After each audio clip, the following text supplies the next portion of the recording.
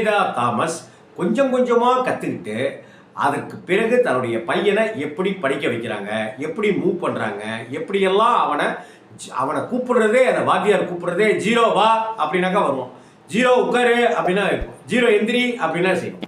அந்த அளவுக்கு அந்த மன வலியோட நிவேதா தாமஸ் தான் கற்றுக்கொண்டதை மகனுக்கு புரியப்படுத்தி, மகனை புரிய வைத்து, மகன் தெளிவுபடுத்தி, மகன் எக்ஸாம் எழுதுகிற அந்த படத்தினுடைய கிளைமாக்ஸ் எல்லாமே நம்மளை கண்ணில் நீர் வர வைக்கக்கூடிய அற்புதமான படைப்பு அப்படின்னு தான் சொல்லுவேன். இன்னைக்கு இருக்கிற பேரண்ட்ஸுக்கு இந்த படம் ஒரு மிகப்பெரிய சப்போர்ட்டான ஒரு படம், மிகப்பெரிய ஒரு மோட்டிவேஷன் கொடுக்குற ஒரு படமாக தான் இந்த படத்தை பார்க்குறேன். தெலுங்கில் இந்த படம் பெரிய அளவுக்கு ஹிட் ஆகி நல்லதொரு மார்க் எடுத்த படம் தான் இந்த படம்.